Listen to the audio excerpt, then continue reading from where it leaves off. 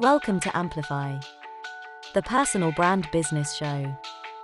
Today on the show, Bob is speaking with Wendy Harris. Once you open and start that conversation, so long as your motivation is that you are going to be helping them with something in their business or life, then actually you win anyway. But what you've done is you've made them the winners first. And that's such a really good feeling. Hi there and welcome back to the Personal Brand Business Show. My name is Bob Gentle and every week I speak to incredible people who share their secrets to building, marketing and monetizing your expertise and the mindset you need for your business to grow and thrive. If you're new to the show, then while you still have your device in your hand, take a moment to subscribe, whether that's the audio version or the YouTube version. Just hit the subscribe button on Apple Podcasts. That's the follow button. That way you won't miss a single thing. If you are on YouTube, then hit the magic bell as well. And while you're busy with your fingers, hit the thumbs up. And that way you can bask in the knowledge that you're just the best. So a podcast guest once said to me that if you want more sales, then you need more conversations. And this is really what we're going to be speaking about today. I am delighted to welcome Wendy Harris, author of Making Conversations Count, How to Sell Over the Phone, to the show. Wendy, welcome. Oh, thank you for having me, Bob. So I'm really excited today because I'm finding more and more that a lot of people, my clients, and I see all over the world, will become very creative in the number of ways that they will find to avoid doing anything that could be described as selling. And there's a whole industry sprung up, designed to con us into thinking that there is a hack, there's a magical way to sell where you don't have to sell. And what I'm finding is that the only way to sell is to actually sell. And there are many ways that you can do this. And today, I think we're really going to talk about the art of the conversation and how to actually make that happen. But for the person who's meeting you for the first time, Wendy, can you maybe just start by telling us a little bit about who you are, where you are, and the kind of work you typically do? Well, I've relocated a year ago up to Scotland, so I'm not far from Ayr. My neighbour. Yes, I realised that momentarily before I joined the call today, and I was like, we could have done this in person. That would have been so exciting. I have spent since 1988 picking up the phone and talking to people about various different products and services. And I can appreciate why it scares people to do that. So a lot of my time is spent walking through why there is a fear of doing that and why there is an avoidance to do that. And proving that actually when you start to approach it in the right manner, the needle moves. And you can stay excited about continuing to do something. So in lots of ways, it's about then forming a habit and a good habit and not putting yourself into the shoes of that image that always conjures up when you mention the word cold calling. Just sends a shudder. Yeah. And as you were introducing yourself, I would hope that pretty much anybody listening or watching is a little bit surprised that you don't necessarily come across as essentially assertive or, clearly not pushy, easy to listen to, and not the stereotypical aggressive or aggressor. They're quite, yes. It's one of those things. I was lucky enough sort of about 2003, somewhere around then, to build my own team for a company. And in that, I got to create the advert for it. The headline was, Mums Wanted, part-time hours, school holidays off, must have a curious nature.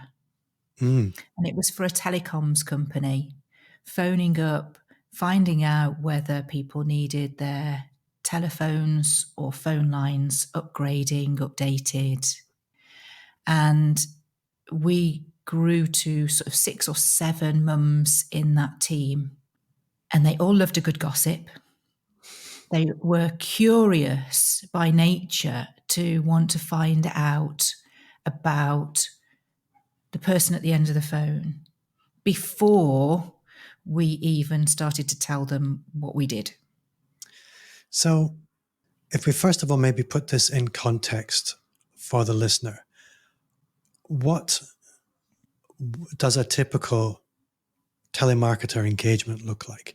Because I think there is the stereotype of, I believe you were in a car accident. This is telemarketing. And my stock answer to that one is, oh, you mean the one I died in? Yeah. But the other end of the extreme is, I've filled in a form because I want something, and then somebody's going to follow up, but they're going to follow up effectively in person with a degree of genuine attention and interest. And then there's an awful lot in between.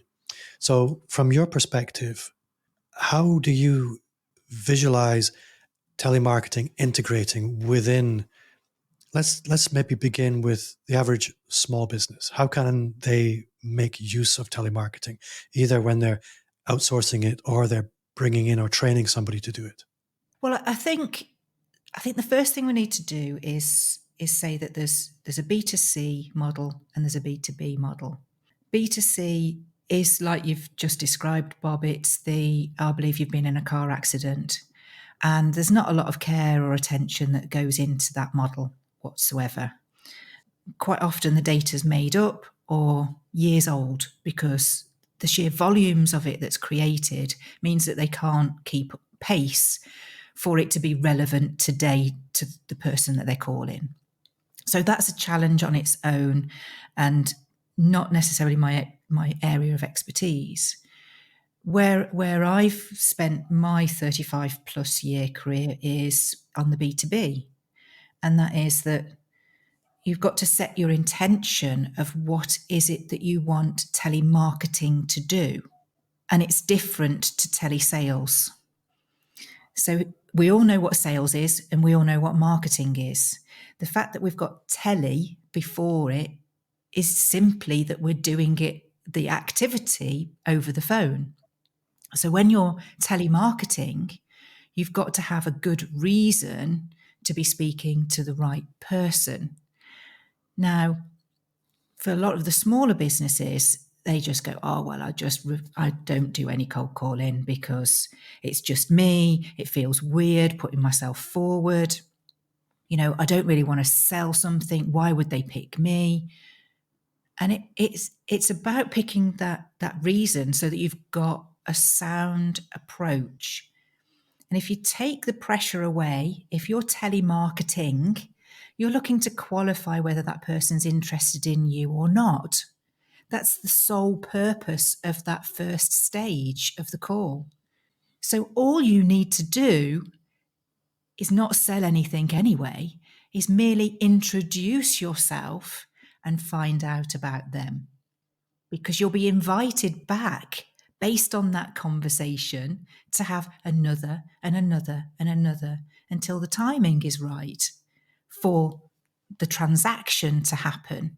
And I think that's where most people get it wrong, is that they think that one call is going to discern the whole outcome. And it's just one small step. I really like that, because if you watch anyone in sales that's doing well, they're pretty consistently doing the same thing. They're establishing lines of communication. They're building rapport. They're engaging in conversations, small talk, and then gradually they will pivot to the sales conversation with permission. And then when the sales conversation happens, there's a simple, yes, that makes sense, or no, not just now, or many of the other reasons why somebody would say no. But it begins with a line of communication and establishing whether there is a good fit in any way. What's interesting is sales is very straightforward. And I was thinking to myself earlier today, if you have a straightforward sales process, what are the numbers of reasons that it can fail? And actually the reasons were very few.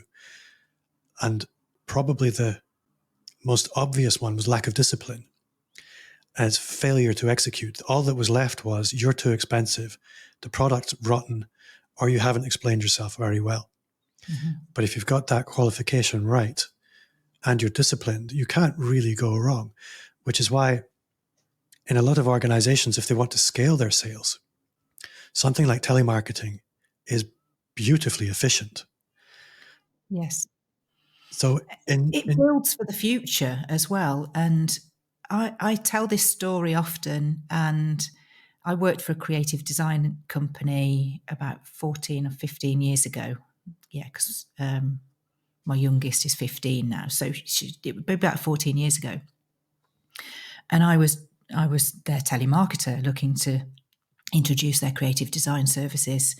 And they still get calls for Wendy. Everybody in the business knows who Wendy is. And it's not because I was trying to say we're the best design agency and you should use us, which is the approach that a lot of businesses will take. I was wanting to understand, how they're doing things already, what future plans have they got, and would those people be able to did they have the capacity to deliver those kinds of services? And simply just put ourselves forward as a really good plan B, should something happen. And there are reasons that can come forward quicker is if that person leaves and goes somewhere else. We've created a great impression, a lasting impression that with luck, they've kept the email, they've kept that in their inbox somewhere safe, they've filed it away, they've had a look at the website and gone, actually, yes, I liked that approach. They're the kind of people I would want to work with. Yeah. Should I ever need to? What I like about that is in marketing and sales, everybody's heard the importance of building the like, know, and trust. Mm-hmm. As you move down the marketing funnel or along the sales pipeline, we're trying to move people through the like, know, and trust in order that they will try and buy. And what you described to me there was simply calling up and making friends. Yeah. It's that straightforward because friends help friends. If I need to buy something, I'm going to go to somebody I know first. So what you've been doing for that organization is systematically becoming a known face, a trusted face, somebody they kind of like or don't like, which is also fine. Let them decide. Yeah. And then when the need arises, you become the line of least resistance, which is the most efficient route to market. So I really, really like that. I think to maybe put this in context for the listener who's maybe thinking, but I want to build my business online. This still has a really important place because if you want to scale an online business, what you'll find is you have an awful lot of leads. Hi, it's Bob here. If you're listening to this show and thinking, this is way out of reach for me, I get it, but I want you to stop. Working with me one-to-one or in a group on your business is accessible and affordable, no matter what stage your business is at. Just open your email, draft a message to bob@amplifyme.agency, or search for @BobGentle on any social media platform. Direct message me, tell me your story, and I'll do my very best to help make sure that the next chapter is the best yet.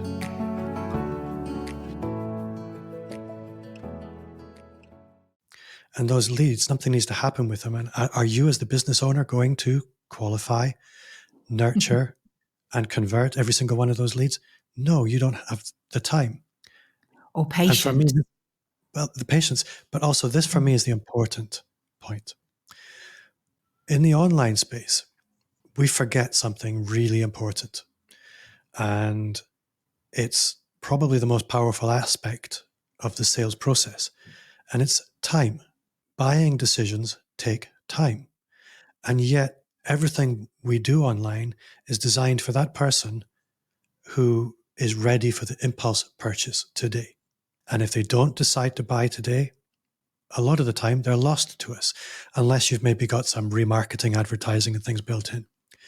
But if you could establish a relationship and nurture that relationship at a personal level, even if it's not you as the business owner, but it's somebody there advocating for your business, when you're ready to become a customer, they'll fall in your direction rather than somebody else's.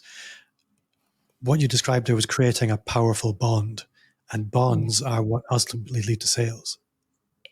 It's overlooked too often, I think, Bob, that you can have somebody fill in an online form, and the approach from said person within the company going back to that person can be pushy, aggressive. The demeanor or tone can be frustrated that, you're not ready now. What do you mean? This is my job to close you. And it really upsets me that that person is looking quite possibly for further down the line. They're looking to position some help from some source for when they're ready. And there's no telling how quickly that can go, that can escalate, simply because it depends who you find as to how quickly that project can build momentum. So if that's the impression that you're going to give somebody, are you going to be the person, the company that's going to be considered in light of it being, maybe 2, 3, 6 months down the line, that somebody's doing their due diligence now? So by understanding that situation and knowing that they're, oh, you're just looking today, okay, what other questions can I help you with, is all about that relationship of telemarketing, of qualifying them in. That's where you want them. You want them in, not out.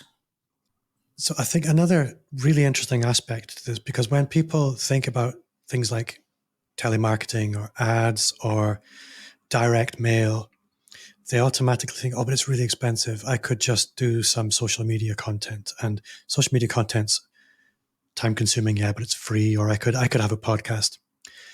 Self-service is so easy, isn't it? Well, where I was coming from is in the advertising world, we know about the acceptable cost for acquisition of a customer. Yeah. So there's a proportionality here. If a customer is worth, let's say, 5,000, then you'll be willing to spend a certain amount to close that customer.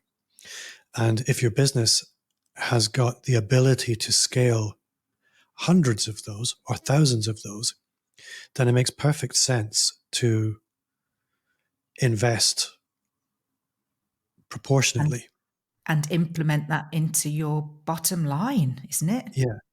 So if you can spend an extra £100, let's say, per customer that comes on board, and that's worth 5,000 to you, and suddenly the logic of using a telemarketer is very favorable. It's better than the bank will give you. Yeah. So I'm in danger of tying myself in some mental knots here. So I guess what I'd like to look at now... You're already thinking of other projects, aren't you, Bob? That's what happens. I'm always hustling. So what I know for certain is there will be leaders of larger organizations listening thinking, this all makes sense to me. I can see a way telemarketing can have a role in my sales process. There will be small business owners thinking, okay, I can see I need to make some changes in what I'm doing myself. They don't have the means to necessarily hire somebody in. So what advice would you have to anybody for how they should maybe build some telemarketing systems into their own daily routines? The short answer and a long answer. The short answer is 1 call a day. Simple. You don't need to get yourself into too much of a lather picking up the phone to one person a day. The long answer is that one person that you do need to be speaking to every day, over any fiscal month, that's 20 potential customers, need to be almost, your gut instinct says that it's 90% sure that they would use your services, because you don't know the story behind what they're doing already. At the end of a year, if you've got 200 potential customers that you've reached out to, just one a day, and that's turned into, what are the odds? Possibly about, I would say conservatively 10%. What does that mean to your bottom line? It's really interesting. If I look back at my business 5 years ago, I spent half the day on the phone. And a proportion of that would be what I would call warm calling. I didn't do that much cold calling, but I did a lot of warm calling. I do none of that now. And I'm looking at this thinking, one call a day, that's 200 calls a year. How can I go wrong? What's really interesting is a question I ask a lot of business owners is, opportunity can come to us through one of four doors. It can come through content and content marketing, which is really depending on luck. The better you are at content marketing, the luckier you can get, but it's still luck. There's ads, which is great, but a lot of the time these are leads that aren't necessarily ready to become customers. Then there's relationships, which is difficult to scale, but I think they are important because often relationships will bring the opportunities or the insight that will change the game. Mm-hmm. But the one thing that you are in complete control of is your outbound sales activity. If you have a simple, logical, easy to follow sales process and you put energy into it, it cannot fail. You are in complete control of your destiny there. And I think that's so important for people to understand, that there are a lot of people out there on the internet that make a lot of money making sales look like some kind of magical process. But it comes down to discipline. We are our own unicorns, really, aren't we? What do you mean by that? Oh, I know what you mean by that. That's really clever. Yeah. I talk about, telemarketing and telesales, and there's this bridge. And that's really what happens is you go over this rainbow bridge. You are the unicorn that takes it from, here's somebody that I've identified as could potentially be my customer. They're not ready to be my customer yet, but I'm going to look after them and I'm going to sprinkle lovely stuff all over them and I'm going to take them over this rainbow bridge and then they're going to be my customer and we're going to live happily ever after. If you can put some fun into what it is that you're doing, it makes the conversation so much easier as well. And I think that's another stumbling block is, well, what do I say when I know I need to make these calls, but what do I say to them? And I think you put it really succinctly, Bob. We're making friends all the way. In the corporate contracts that I've handled over the years, I'm talking to FTSE 100, PLC companies, multi-billion pounds worth. It really doesn't make any difference whether it's a solopreneur or one of those organizations. There are lots of people moving the machine. A terminology that listeners will recognize that I despise is the gatekeeper. Right? We're players in this game, and yet we've got to get past the gatekeeper. And you know what? They're not all trolls underneath the bridge waiting to come out and wave their axe at you. They can be the most influential people you will ever speak to. So why would you be rude? You would build that relationship first. Yeah. Because when you hear that the boss took the call because Aunt Mabel, who answers the phone, that you've just, all of her grandkids' names, where she's been on holiday, right, has said, you really need to speak to Wendy because she's lovely, she's not been pushy, she's been persistent, but she really is keen. I think she would genuinely be able to help us with why she's wanting to be in touch with you. I've took the call because Mabel said I should. Yeah, you built an internal advocate. It's so important. So important. So there'll be people thinking at home, I like the idea of cold calling, but I'm scared. I've called it cold calling. I'm not going to call it cold calling again. I like the idea of telemarketing, making calls to people that don't know me yet. The phone rings, it's answered. Hello. When I get those calls, there's one thing guaranteed to get my back up. Is that Bob? Fair enough. How are you doing today? Now I'm annoyed. Yeah, because we don't know each other. Yeah, but I know telemarketers are often taught if you can get somebody to say yes, then they will continue the conversation. So I don't want to necessarily talk about the bad examples, but if somebody's listening at home thinking, okay, I like the idea, but how do I break the ice? What advice would you offer anybody for the moment the phone is answered? How should you greet that person and have them welcome moving forwards with you in that conversation? It's sort of 6 words. Hello, please can you help me? Right? It breaks down all barriers because we're all naturally, we're conditioned, aren't we, to be helpful. And if it's asked with the right tone of voice, yeah, if I can, right? Great.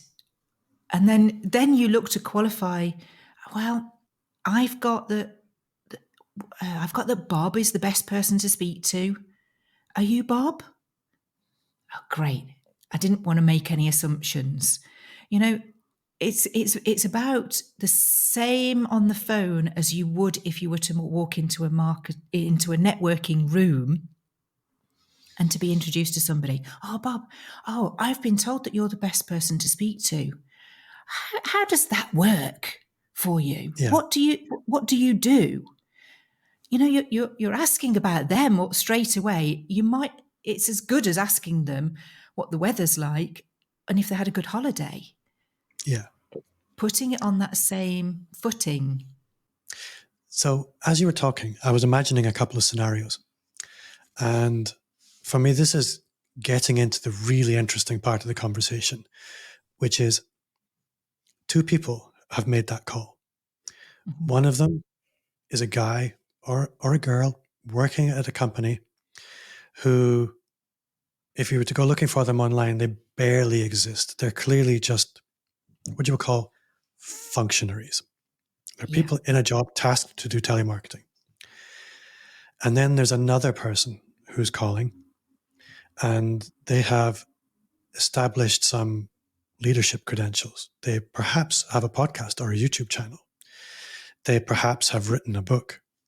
Mm-hmm. And they probably have the same call, but after the call, the person receiving it is going to say, who's this Wendy Harris person? They're going to look online. They're going to go, oh, that person looks like they're kind of a big deal. And for me, this is really looking at the power of the personal brand as an amplifier or a point of leverage or a force multiplier when it comes to telemarketing. That the next time you call back, it's, oh my God, it's the Wendy Harris calling me now.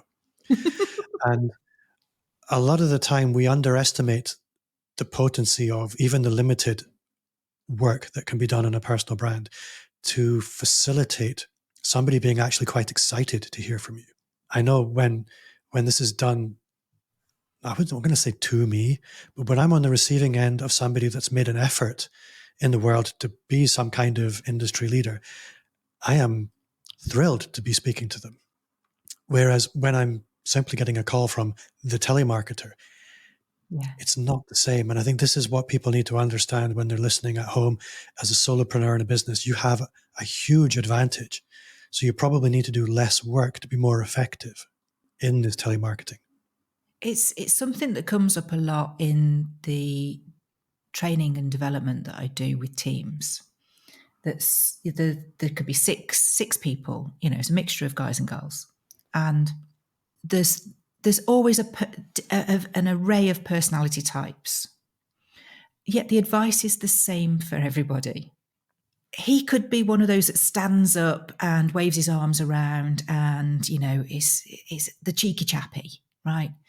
Then you've got the quiet, reserved, I'm doing this for my daughter so I can go and pick her up from nursery, and I wished I was more like him. No, absolutely not. Because like you say, if it's just the facilitator or somebody who's got some presence about them, which is really what we're saying, who would you want to speak to? The person with presence, because you think that you're getting more value from that.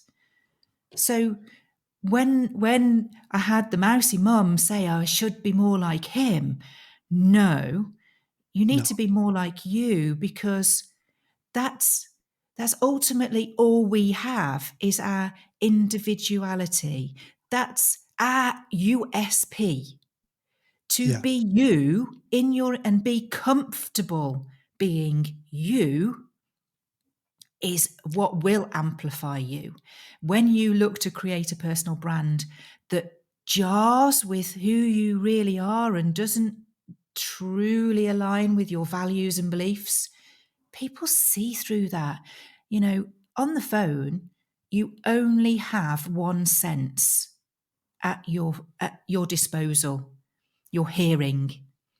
So that tool is going to decide whether I like or trust this person. Do I believe them? Are they authentic? Is it real? So the closer you can be to being yourself, the less you have to worry about all of that. I think that's true within the context of telemarketing. And I think that's also true within the context of your wider personal brand. That stands out a mile when people are trying to create a brand that's at odds with their actual personality. There's always an obvious friction, which really it's very difficult to sustain. I think my perspective earlier on was more in terms of when I'm calling somebody now as Bob Gentle with a podcast, with a little bit of content on YouTube, with a lot of great thought leadership content on LinkedIn, when people check me out, they go, oh. Whereas if I hadn't done any of that, I would just be another telemarketer, same voice, but without the external things influencing people as well. And it comes down to the whole decision-making process, isn't it? Is that we buy on emotion and then fact check it with logic. Yeah. And then we compare that with how we felt in the first place. So it's the same, and that's where I think things have changed from when I first started out in the late 80s. You could sell that first call. People would go, gosh, that's just what I want. Yes, send me some of that, or come and see me. There was less barriers. Now it's way more complicated. All these 17 touches, when they say 17 touches in the sales cycle, that doesn't mean 17 phone calls. That means that, you've got to be on LinkedIn, you've got to be on Instagram, they're going to check out your website. What does your lead magnet say? Are they on your newsletter? I mean, Bob, the list can be endless and equally paralyzing to the sales cycle. Yeah. But one tool in the toolbox of many things is deciding which tools you need for your business. So if somebody is thinking, okay, I want to give this a go myself, what should be in the toolbox? What are the practical prerequisites, the things you have to do before you pick up the phone?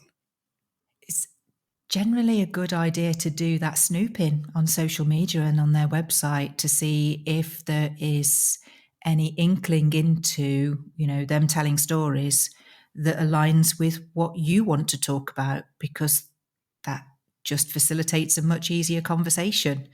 You can even, whether that person's actively posting, whether that company's actively updating their blog, what sort of approach have they got to selling themselves tells you a lot about the approach that you need to mirror in terms of how they will buy. And we forget that a lot.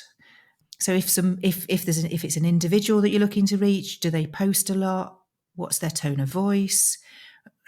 what sort of personality because you can start to build a bit of a picture around people before you make that call. And it can even give you a reason to say, oh, gosh, I saw your post about, AI ranting, that's a topical one. And I totally agree. It can't replace human emotion, so it's about, giving yourself a really good reason to make that call that's nothing to do with what you want from it. Another question, I guess, is I've worked with a lot of sales teams, and all sales teams are not created equal. There are some sales teams that call themselves sales teams, but they're order takers. Mm-hmm.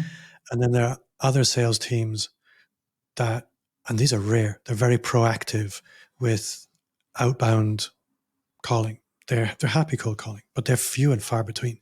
The one thing that is consistent is this experience of call reluctance. People will always find a reason to not do the cold calling or the prospecting. So as somebody who spent a lot of time helping people become comfortable with that, what are a few little strategies that people can use to get ready for the anxiety that will rise for the moment they dial the number, the jitters, if you like? I would always say that if you've got a really good feeling, if you've got a list, say you've got 20 people that you want to reach out to that month, there should be pretty good reason for you to be wanting to introduce yourself. Move to the end of how many of those are going to be your customer and how good that feels.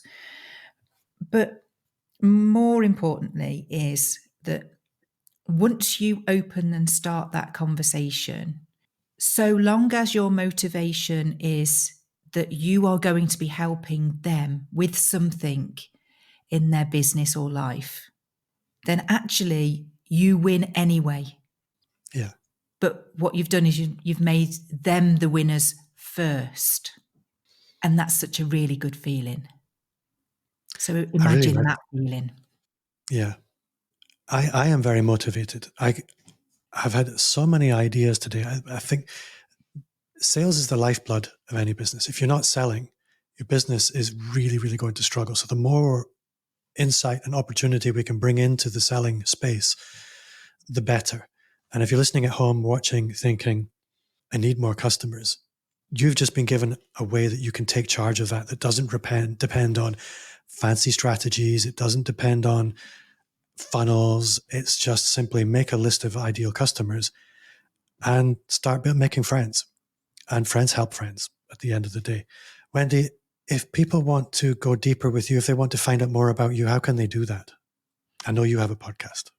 I do. It's Making Conversations Count. Find me on LinkedIn. I hang out there all the time.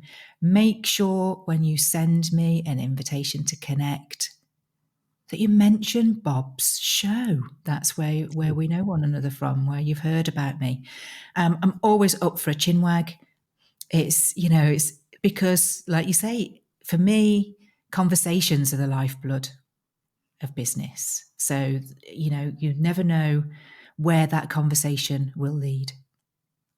And you can get Wendy's book on Amazon. It's Making Conversations Count, How to Sell Over the Phone. I will order a copy. I'm super motivated for that one call a day. That's great. Your website, WAG Associates, WAG.